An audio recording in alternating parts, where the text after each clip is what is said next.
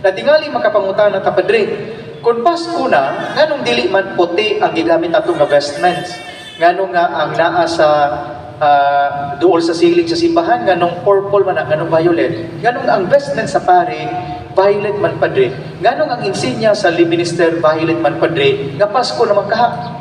Dili ba nga ang proper vestment supposedly during Christmas season is white? So nga naman nga purple or violet kini. Dili ba para manis patay? Mga igsoon, mauni ang explanation. Ang color nga purple or violet, wala lamang magsimbolo of mourning kung kasakit pagbangutan. Sama sa panahon nga dunay mamatay. Ang violet, dili lamang color nga konektado kung dunay mamatay. Kundili, ang color violet pod symbolizes a joyful waiting. Usa ka malipayon nga pagpaabot. Unya mao man ni ang mensahe sa Adbyento.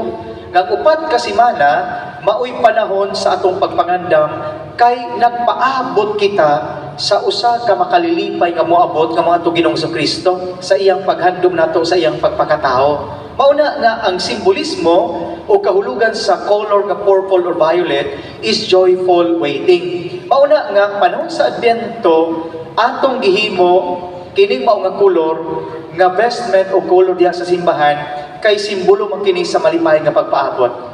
Apan labaw sa tanan, ang kahulugan sa purple o violet mao kini.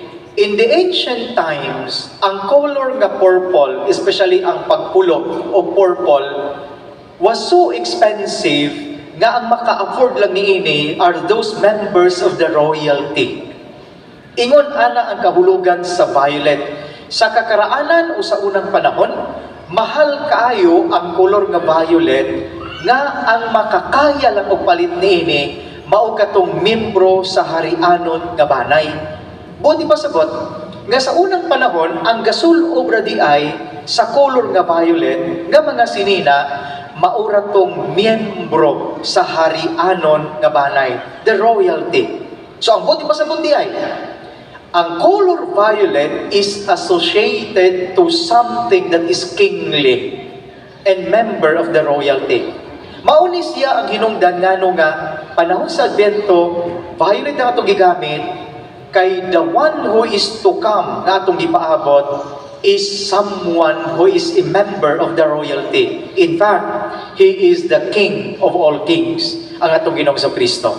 So mauna siya ang rason ngano nga violet ang gigamit sa simbahan nining panahon karon sa Adbyento nining Christmas season kay si Hesus Kristo mao ang hari sa tanang mga hari nga ato nga gipaabot.